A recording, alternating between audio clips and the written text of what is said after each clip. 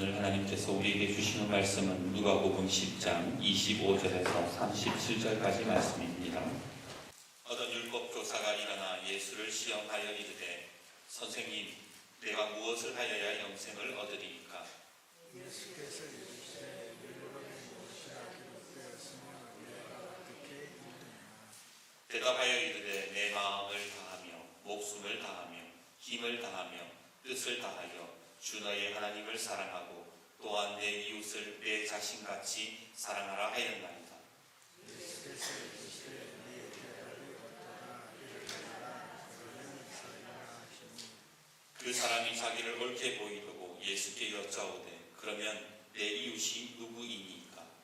예수께서 대답하여 이르시되 어떤 사람이 예루살렘에서 여리고로 내려가다가 강을 만남에 강물이 무엇을 먹고 때려 그의 죽은 것을 버리고 갔더라. 마침 한 제사장이 그 길로 내려가다가 그를 보고 피하여 지나가고 또 이와 같이 한 대인도 그곳을 열어 그를 보고 피하여 지나가되 어떤 사마리아 사람은 여행하는 중 거기 이르러 그를 보고 불쌍히 여겨 가까이 가서 기름과 포도주를 불쌍히 붓고 싸매고 자기 짐승의 털을 주머니에 들고 가서 줬더라. 그 이튿날 그가 주막 주인에게 데나리온 둘을 내주어 주며 이르되 이 사람을 돌보아 주라. 비용이 더 들면 내가 돌아올 때에 갚으리라 하였으니 이의 생각에는 이 사람 중에 누가 그로 만나되 이웃이 되겠느냐. 같이요. 이르되 자비를 베푼 자니이다. 예수께서 이르시되 가서 너도 이와 같이 하라 하시니라. 요즘 많이 시끄럽죠. 신종 코로나 바이러스로 인해서 온 세상이 떠들썩합니다. 세계보건기구인 WHO는 지난 30일자로 비상사태를 선포했을 만큼 매우 심각한 상황이지요. 그런데 이번 사태를 보면서 그리고 수많은 그 뉴스와 기사들을 접하면서 딱 한 단어가 떠오르더라고요. 그게 뭐냐면 천태만상이라는 단어였습니다. 천태만상이라는 말은 천 가지 모습과 만 가지 형상이라는 뜻으로 제각각이라는 거예요. 여러분들도 뉴스를 보셔서 아시겠지만 정말 한 사건을 두고 별의별 사람들이 다 보이지 않습니까? 정치인들은 이때다 하면서 정치에 이용하고 유튜브에서는 온갖 자극적인 가짜뉴스를 만들어내고 장사꾼들은 마스크 사재기로 이윤을 남기려 하고 식당들은 중국인 출입 금지 팻말을 써 붙여놓고 우한에 살고 있는 도민들 데리고 온다고 하니 왜 하필 우리 동네라면서 결사 반대하잖아요. 이런 걸 보면서 좀 이럴 때일수록 우리가 양보해주고 이해해주고 그렇게 마음을 같이 하려면 좋으련만 왜 이렇게 사람들의 모습이 천태만상인 걸까? 왜 그럴까요, 여러분? 그 이유는 바로 이익 때문입니다. 왜 정치권이 서로 연합하지 못할까요? 자기들의 이익에 부합되지 않기 때문에 그런 거예요. 왜 자극적인 유튜브 뉴스를 만들고 마스크 사재기를 합니까? 돈 벌려고 그러는 거잖아요. 결국 출입 금지시키고 마을 데모하는 이유도 손해보지 않겠다는 거예요. 자기 이익을 따지기 시작하니까 그렇게 사람들의 모습이 자기 각각의 모습으로 변하게 되더라는 겁니다. 물론 우리 마을에 들어오지 마 데모하는 분들 저는 비난하고 싶지 않아요. 내 가족 지키겠다는데 그게 뭐 그렇게 잘못입니까? 하지만 역지사지라고 만약 그 사람들, 그 우한의 교민들 중에 내 가족이 있다면 내가 그렇게까지 격렬하게 반대할 수 있었을까라는 생각도 한번 해보게 됩니다. 2010년이었던가요? 그런 일이 한번 있었습니다. 경북 김천 황금동에 살고 있던 김 씨라는 분이 늦은 시간 피곤한 몸을 이끌고 집으로 향해 걸어가고 있었습니다. 그런데 골목거리를 지날 때쯤 그는 담벼락 구석진 곳에 누워서 신음하고 있는 한 남자를 발견하게 되었지요. 무슨 일을 당했나? 내가 경찰에 신고해야 되나? 순간 고민이 되었지만 이내 마음을 접었습니다. 왜냐하면 그 뒤처리가 너무 귀찮았기 때문이었죠. 쉬고 싶은 마음에 그냥 그저 노숙자이려니 하고 지나쳐버렸던 겁니다. 그런데 늦은 밤 갑자기 아내가 김 씨를 흔들어 깨웁니다. 학원 간 아들이 새벽이 넘었는데도 집에 오지 않았다는 거예요. 뒤늦게 친구들이고 학원 선생들에게 연락을 돌렸지만 행방을 알 길이 없었습니다. 그러던 차이에 병원 응급실에서 연락이 옵니다. 그리고 뒤늦게 알게 된 사실, 지금 여러분들이 혹시나 하는 그 사실, 전날 밤 담벼락에 기대어 신음했던 사람이 바로 자기의 아들이었던 것을 알게 되었다는 것입니다. 방범대원이 119를 불러 병원으로 갔지만 추운 겨울 너무 오래 방치가 되어서 결국 아들의 생명은 구할 수가 없었습니다. 그런 안타까운 기사를 보면서 만약 내 가족이 그러한 상황에 처했다면 정말 그렇게 자극적인 가짜뉴스를 만들어내고 마스크 가지고 장사하고 사람들 못 들어오게 막을 수 있을까라는 생각들을 다시 해보게 되었던 것이지요. 오늘 본문에서 우리가 놓치지 말아야 할 것이 하나 있습니다. 그것은 바로 오늘 이 말씀을 보면서 많은 사람들이 사마리아 사람의 선행에 이 초점을 맞추고 있다라는 거예요. 선한 사마리아 사람처럼 살아야 되겠구나. 여기에 초점이 있는 것이 아니라 오늘 본문의 말씀은 영생에 초점을 맞추고 있다라는 겁니다. 우리 25절 말씀 같이 한번 읽어봅시다. 25절 같이 읽겠습니다. 시작. 어떤 율법 교사가 일어나 예수를 시험하여 이르되 선생님, 내가 무엇을 하여야 영생을 얻으리이까? 그러자 예수님이 26절에 뭐라고 물어보십니까? 같이 읽습니다. 시작. 예수께서 이르시되 율법에 무엇이라 기록되었으며 네가 어떻게 읽느냐? 율법교사가 27절에 그러니까 그건 별로 어려운 일이 아니죠. 그러면서 하나님 사랑, 이웃 사랑이에요. 그렇게 말을 합니다. 그리고 그 말을 하자마자 주님이 바로 뭐라고 말씀하십니까? 뭐라 그러세요?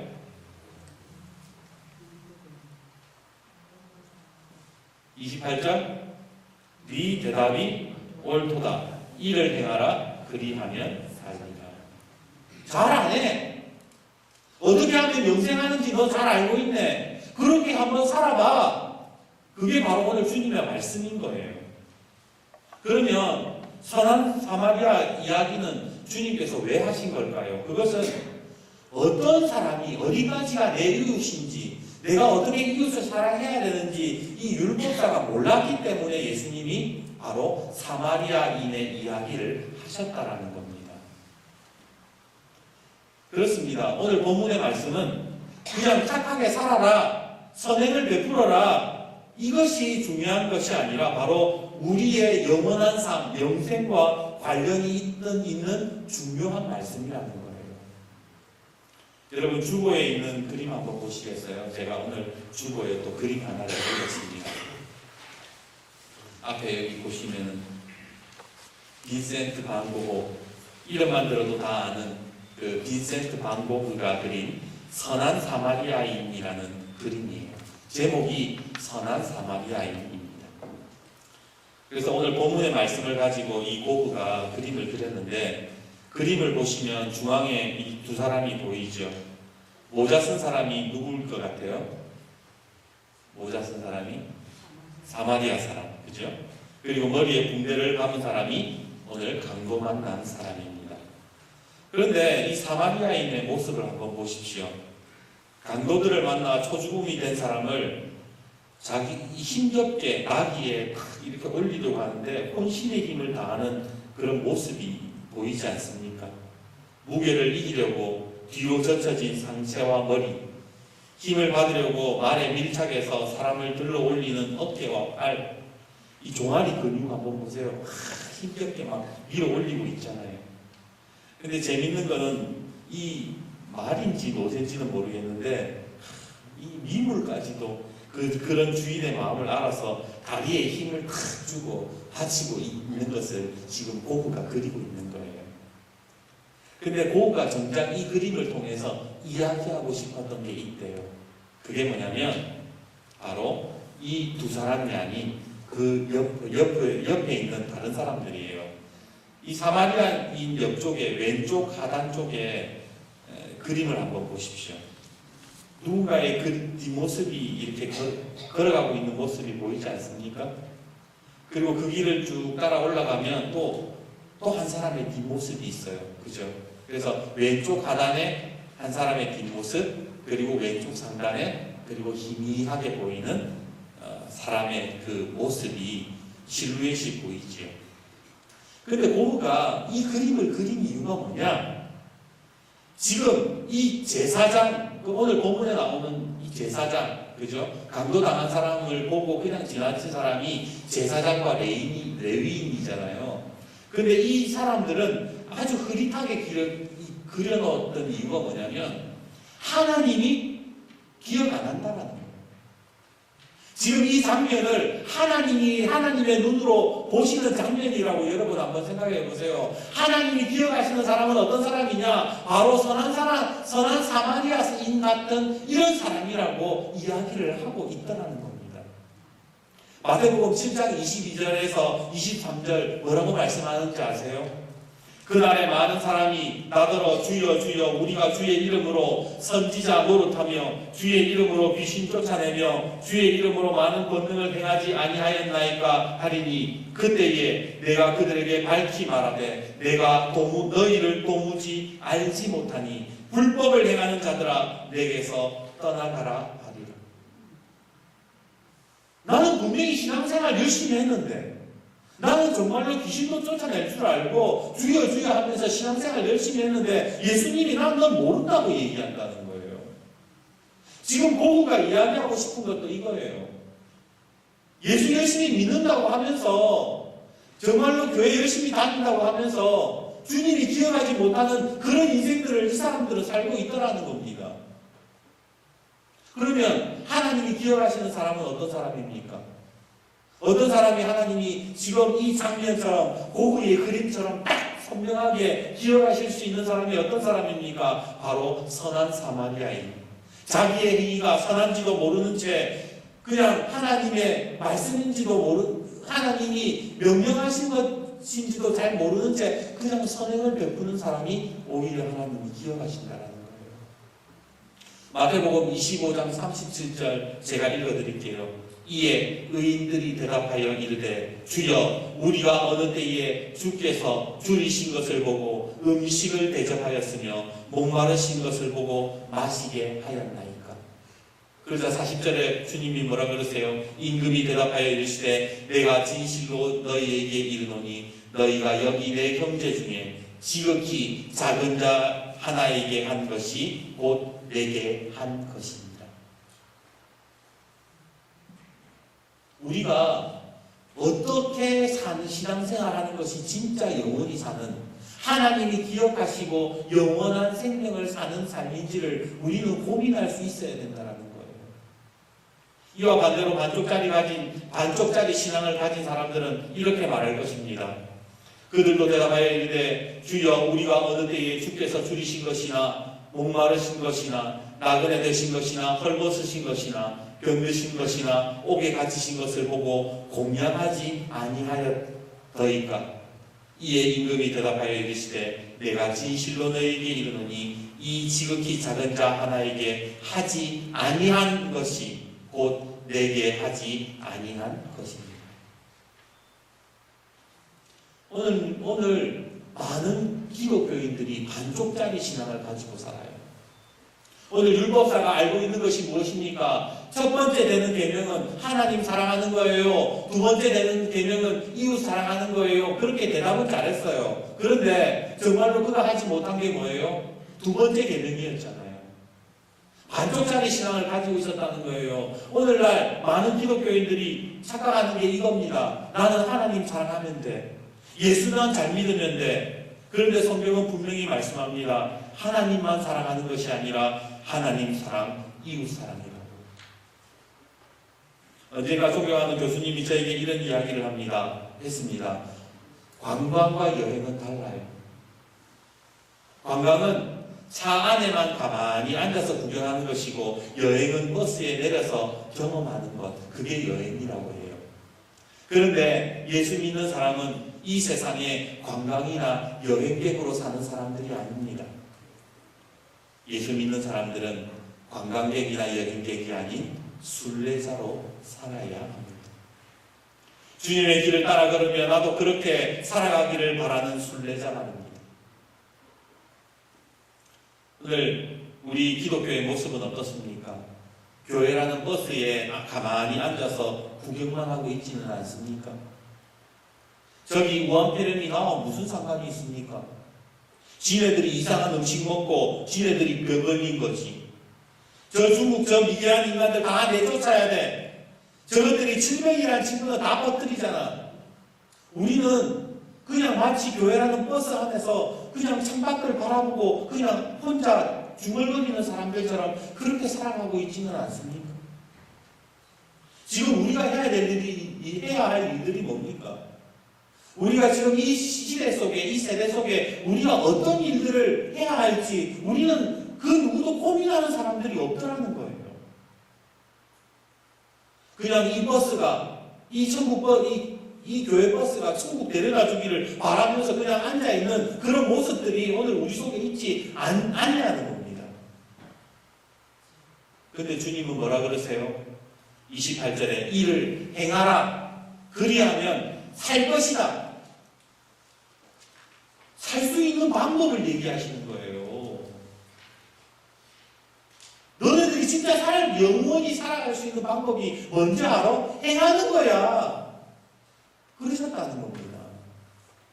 그리고 37절에 뭐라 그러세요? 너도 이와 같이 하라.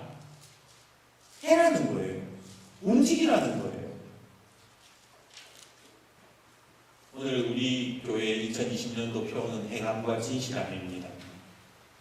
그런데 행함이라는 것이 지금 이 현실 속에서 뭐 마스크를 사서 보내고 뭔가를 해야 된다라는 그런 것만을 의미하는 게 아니에요. 진짜 행한다라는 것은 뭐냐? 내 삶의 이웃의 범위를 넓혀가는 게 행하는 거예요. 아까 내가 내 가족이면 그렇게 안 하잖아요. 내 가족의 범위를 넓혀가는 게 행하는 거예요. 그 사람들이 내 가족이 되면 더 이상 비난 안 하겠죠. 그 사람들이 내 가족이 되면 내가 할 수 있는 최선의 일들을 내 스스로 찾아서 하겠죠. 우리가 스스로 이웃의 범위를 좁혀놓으니까 뭘 해야 될지 모르는 거예요. 아이고, 뭐 저 폐렴이 저 돈 받는데. 근데 뭘 해야 될지 모르는 거죠. 적어도 우리가 비난하지 않는 것, 우리가 그들을 위해서 기도하는 것이 최소한의 행함이라는 겁니다. 저는 오늘 본문의 예수님의 말씀과 이 고구의 그림을 이렇게 번갈아 보면서 이런 질문을 던졌습니다. 그래, 선한 사마리아인처럼 살아가는 거 중요하지. 근데 참 여러분, 선한 사마리아인처럼 살기가 쉽습니까? 어렵습니까? 어려워요. 내 지금 재산들 다 지금 내 손에 볼 거 다 보면서 선한 사마리아인처럼 살아라 그러면 내가 내 속에 먼저 생기는 게 뭐예요? 부담감 아닙니까? 그런데 우리가 진짜 선한 사마리아인처럼 살아가려면 어떻게 해야 되는가? 고구의 그림을 쭉 보면서 한 가지 깨닫게 되는 게 있었어요. 성령님이 깨닫게 해주시는 게 있었어요. 여러분, 여기 그림 다시 한번 보세요. 여기 왼쪽 하단에 보면 레위인 뒤에 어떤 상자 하나가 보이시죠? 왼쪽 하단에. 그죠? 근데 이 상자 하나가 있는데 이 상자가 열려 있고 속은 비어 있습니다. 근데 고우가 이 빈 상자를 그려놓은 이유가 뭘까요? 이 사람들이 왜 지나가냐면 자기의 이익이 되지 않는다라는 것을 알고 지나갔다라는 겁니다. 우리가 어떤 일들을 할 때에 상자를 열어봅니다. 아, 이것이 나에게 이익이 되는가? 나에게 이익이 되지 않는가? 근데 이 레위인과 제사장들은 뭐예요? 상자를 열어보고는 나한테 아무런 도움이 되지 않겠네, 이익이 되지 않겠네 그러면서 지나갔다라는 겁니다. 오늘날 왜 선한 사마리아인이 나타나지 않는가? 바로 자기에게 유익이 없기 때문에, 손해를 보려는 마음이 없기 때문에 그런 거예요. 김광규 시인이 화산이 많은 나라라는 제목의 시를 발표한 적이 있습니다. 화산이 많은 나라가 여러분 어딘 것 같아요? 그냥 생각만 하고 계세요. 제가 시를 읽어드릴게요. 제목이 화산이 많은 나라입니다. 화산이 많은 나라 사람들은 부동산처럼 화산을 소유하고 있다. 유황, 열탕, 수증기 뿜어대는 호수 주변에 신경통, 위장병, 류마티즘, 부위병, 피부병에 좋다는 도천 욕장 만들어 놓고 98도씨 온천수에 계란을 삶아서 판다. 곳곳에서 유황 연기 뿜어대는 고원지대에 화려한 호텔들이 즐비하고 가파른 산비탈과 아찔한 대협곡 가로질러 로프웨이로 관광객들 실어놔두고 만년설이 쌓인 정상에서 레스토랑을 경영하고 있다. 언제 다시 폭발할 줄 모르는 휴화산을 미천으로 아슬아슬하게 시간의 돈을 버는 나라. 부글부글 지하수가 끓어올라 넘칠락 말락 뜨끈뜨끈한 바위를 골라 밟으며 떼지어 몰려다니는 원숭이들. 없어도 좋다, 보여줄 것 없어서 마음 놓고 가난하게 살 수 있는 곳, 그립다, 화산이 없는 나라. 조금 전에 화산이 많은 나라라 그러면 일본을 생각하지만 시인이 말하고 싶은 것은 어떤 특정한 나라가 아니라 우리 모두가 욕망의 그 활화산 위에 집을 짓고 산다는 것을 꼬집고 싶었던 거예요. 어떻게든 한 푼 더 벌어보겠다고 더 많이 가지고 더 소유하려고 하는 그 순간, 그 위험한 마그마 위에서도 사람들은 살아가더라는 거예요. 언제 터질지 모르고 언제 죽을지도 모르는 그러한 위험한 곳에도 집을 짓는 사람들. 그런데 나는 그런 활화산 타는 그런 나라가 아니라 화산이 없는 나라, 차라리 가난하게 살고 싶다라고 그렇게 노래를 했던 것입니다. 오늘 우리가 주님이 말씀하시는 행함이 있는 자, 선한 사마리아인이 되기 위해서는 우리가 욕심을 좀 버려야 되는 거예요. 근데 우리가 잘 알듯이 가져도 끝이 없는 게 욕심인데 더 가지려고 하는데 손해보는 것을 누가 좋아하겠습니까? 그래서 주님이 우리에게 이런 말씀을 하셨습니다. 누가복음 6장 38절 주라 그리하면 너희에게 줄 것이니 곧 후이되어 누르고 흔들어 넘치게 하여 너희에게 안겨주리라. 너희가 헤아리는 그 헤아림으로 너희도 헤아림을 도로 받을 것입니다. 예수님은 그냥 무조건 선행 베풀어야 돼, 무조건 착한 일 해야 돼, 너 무조건 착하게 살아 그렇게 말씀하신 게 아니라 그렇게 살면 하나님이 뭐 하신다는 거예요? 갚아주신다라고 약속해 주셨다라는 겁니다. 그래서요, 우리가 진짜 오늘 예수 믿는 사람들이 믿음으로 산다는 건 뭐냐면 하나님이 갚아주신 것을 믿으면서 우리가 착한 일들을 하는 거예요. 이거 손해보면 어떡하지? 그건 믿음이 아니라는 거예요. 하나님이 다 갚아주실 거야. 하나님께서 더 좋은 것으로 나를 인도하실 거야. 나를 더 부욕해 하실 거야 라는 그런 믿음 가지고 오늘 뭐예요? 주님의 손과 발이 되어서 섬기는 자리 속에 들어가는 것. 그것이 아름다운 믿음이라는 겁니다. 물론 이 사마리아 사람이 하나님이 갚아주시니까 내가 착한 일 해야지 그랬다라는 건 아닙니다. 하지만 하나님이 갚아주신다는 마음을 가지고 있으면 우리는 뭐예요? 좀 더 적극적으로 선행을 행할 수 있다는 겁니다. 이번 코로나 바이러스 사태를 보면서 안타까운 모습도 보였지만 또 한편으로는 훈훈한 소식도 들렸습니다. 우한에 갇힌 교민들이 이 우리나라로 온다고 했을 때에 아산 주민들이, 그 아산에 있는 주민들이 SNS에 어떤 문구를 썼느냐. 우리가 곧 아산이다. 교민 여러분 고생 많았습니다. 이곳에서 몸조리 잘 하고 가세요. 어떤 사람들은 오면은 이죽고 내죽자고 차 막고 도로 막고 그러는데 또 한편에서 뭐예요? 고생 많았습니다. 이곳에 와서 빨리 완쾌되어서 푹 쉬다 가십시오. 그랬다는 거예요. 또한 우왕교민들을 데리고 간다고 했을 때에 비행기 타려는 사람들이 없었어요. 조종사가 자기가 비행하면 자기도 걸릴 수 있으니까. 그런데 거기에 내가 직접 가겠다고 자원한 승무원들이 있었대요. 그냥 데리고 오는 걸로 끝나는 게 아니에요. 교민들 데리고 와서 자기들도 2주간 거기에 2주 동안 거기에서 생고생하면서 격리되어서 살아야 되는 겁니다. 그것 뻔히 알면서도 내가 가겠다라고 한 사람들이 있었다는 거예요. 저는 이 기사를 보면서 이 사람들을 위해서 축복 기도해줬습니다. 주님이 저들의 삶에 복을 내려주십시오. 후이 되어 누르고 흔들어 넘치도록 하여 그들에게 안겨주시고 그들이 헤아리는 헤아림으로 그들도 헤아림을 받게 하여 주옵소서. 참 아름다운 모습 아닙니까? 인도의 성자 선다싱이 이야기 중에 이런 이야기가 있어요.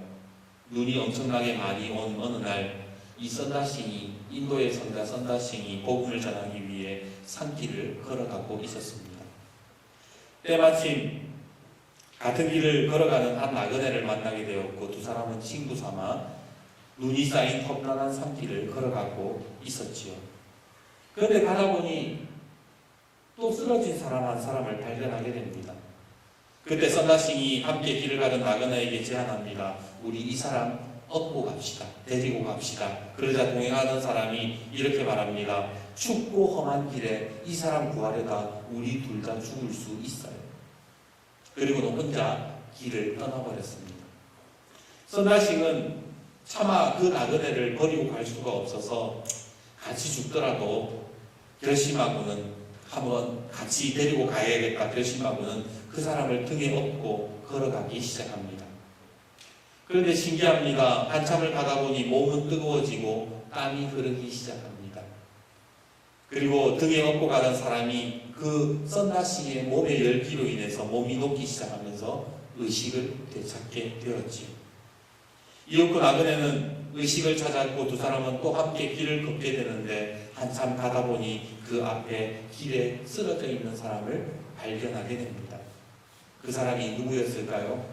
바로 혼자 살겠다고 나그네를 버리고 간 사람이었습니다. 오늘 하나님께서 우리에게 선을 행하라고 하시는 이유가 뭔지 아세요? 같이 살아라는 거예요. 너 혼자만 살지 말고 같이 좀 살아라고 말씀하시는 거예요. 너 그 사람 살리려고 하면 너도 산다고 말씀하시는 거예요. 오늘 우리의 삶에 나그네를 보여주시는 이유는 욕망이라는 구렁텅이에서 우리를 살리시고 언제 터질지 모르는 그 욕망이라는 마그마 위에 집을 짓지 못하게 하시려는 하나님의 은혜가 우리 속에 있다는 겁니다. 저는 오늘 설교 제목을 어우렁도우렁이라고 지었어요. 여러분 어우렁도우렁이라는 말이 뭔지 아세요? 순 우리나라 말로 여러 사람들이 들떠서 함께 지내는 모양, 이게 어우렁도우렁이에요. 여러 사람들이 그냥 서로 다투지도 않고 들떠서 기쁘게 그냥 웅성웅성 즐겁게 지내는 모습, 그게 어우렁도우렁이라는 거예요.